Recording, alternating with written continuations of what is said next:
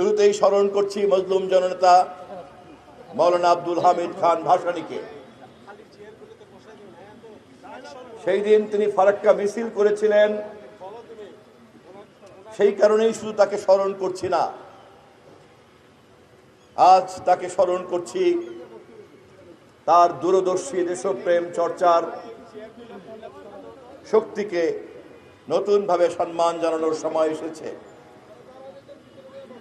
অসুস্থ শরীর নিয়ে জীবনের সর্বশেষ রাজনৈতিক কর্মসূচি যাপন করে তিনি প্রমাণ করেছেন তিনি এই দেশের মানুষের কল্যাণ ছাড়া তার জীবনের আর কোনো ব্রত ছিল না। তিনি অনুমান করতে পেরেছিলেন উজান দেশের সম্পদ, পানি সম্পদ যদি ভাটির দেশে সঠিকভাবে বন্টনের চুক্তি না হয় তার পরিণতিতে কি হতে পারে তা তিনি অনুমান করেছিলেন। এবং তিনি এটাও অনুমান করেছিলেন আন্তর্জাতিক পর্যায়ে উজানের দেশ আর ভাটির দেশের এই সমস্যার তৎকালীন সময়ে কোনো গ্রহণযোগ্য চুক্তি ছিল না, এমনকি এই মুহূর্তে তা গ্রহণযোগ্য। আমাদের আন্তর্জাতিক চুক্তি থাকার পরেও তা বাস্তবায়ন কতটুকু হবে কতটুকু হবে না, আমরা এমন একটা পরিবেশের মধ্যে দাঁড়িয়ে আছি। অর্থাৎ তিনি এটাও অনুমান করেছিলেন চুক্তি থাকলেও পানি সম্পদ বন্টন নিশ্চিত হবে কি হবে না তা নির্ভর করে দুই দেশের সঠিক কূটনৈতিক সম্পর্কের উপরে।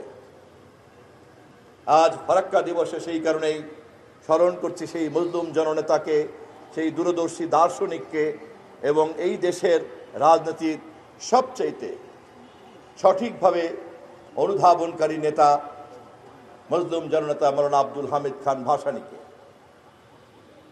মানুষের কল্যাণকে নিয়ে তিনি যখন চিন্তা করতেন তিনি শুধুই জনসেবা এবং কল্যাণের কথা চিন্তা করতেন না, এই জনসেবা এবং কল্যাণের পিছনে মানুষকে ঐক্যবদ্ধ করার কথা চিন্তা করতেন।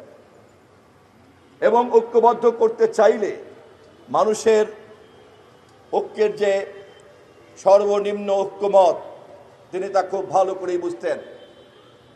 56,000 বর্গমাইলের বাংলাদেশে ধর্মীয় মূল্যবোধের পাটাতন ছাড়া গণতন্ত্রের সংগ্রাম কায়েম করা যায় না। ধর্মীয় মূল্যবোধের পাটাতন ছাড়া অসাম্প্রদায়িকতা চর্চা করা যায় না। ধর্মীয় মূল্যবোধের পাটাতন ছাড়া ফ্যাসিবাদ বিরোধী সংগ্রামে জনগণকে ঐক্যবদ্ধ করা যায় না। এবং আমাদের 56,000 বর্গমাইলের যে নিজস্ব সংস্কৃতি আমরা তা দাঁড় করতে পারবো না।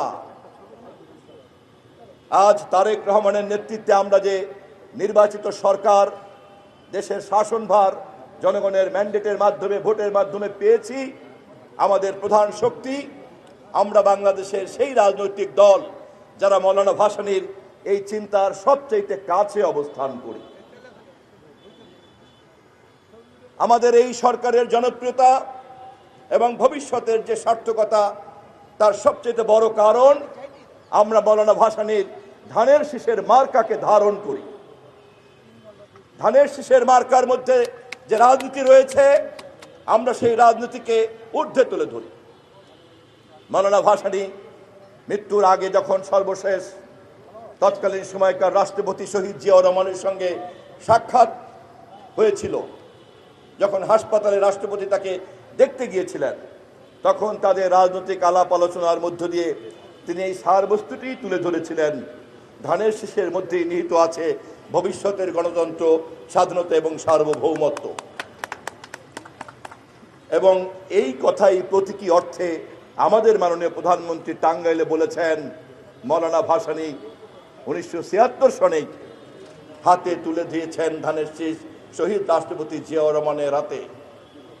সেই হাত ধরে বেগম খালেদা জিয়ার হাতে ধানের শীষ, সেই হাত ধরে আজ তারেক রহমানের হাতে ধানের শীষ।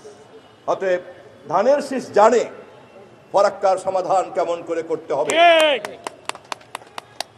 ধানের শীষ যেমন করে এবারের নির্বাচনের জনগণের স্বতঃস্ফূর্ত রায়কে পেয়েছে, দেশি বিদেশি সকল শক্তির সমর্থনকে পেয়েছে, ঠিক সেই ধারাবাহিকতাতেই ধানের শীষ ফারাক্কা সমস্যার সমাধান ইনশাআল্লাহ করবে। ইতিমধ্যে আজকের সভার মাননীয় প্রধান অতিথি আমাদের নেতা মাননীয় মহাসচিব সকালবেলায় বলেছেন, আগামী ডিসেম্বর মাসে গঙ্গা চুক্তির মেয়াদ শেষ করার আগেই এই চুক্তি আবার জাতীয় স্বার্থের ভিত্তিতে নবায়ন করার জন্য আমাদেরকে জাতীয় ঐক্যমতের উদ্যোগ নিতে হবে। এবং আমি দেশের সকল গণতান্ত্রিক শক্তিকে ফারাক্কা দিবসের এই মঞ্চে দাঁড়িয়ে ভাসানী অনুসারীদের, রফিকুল ইসলাম বাবলু সাহেবের দলের এই মঞ্চে দাঁড়িয়ে আমাদের মহাসচিবের সেই আহ্বানকে বাস্তবায়ন করার জন্য আমি আবারও আহ্বান জানাই। আসুন পৃথিবীতে উজান ভাটির দেশের সমস্যা সমাধান করার জন্য এই মুহূর্তে যে আন্তর্জাতিক প্রটোকল এবং চুক্তি বিদ্যমান আছে, আমাদের সম্মিলিত ঐক্যের মধ্য দিয়ে সরকারকে শক্তিশালী করে কূটনৈতিক তৎপরতার মধ্য দিয়ে সেই আন্তর্জাতিক চুক্তিকে বাস্তবায়ন করে আমাদের স্বার্থের ভিত্তিতে আবারও গঙ্গা চুক্তিকে আমরা নবায়ন করে ছাড়বো ইনশাআল্লাহ।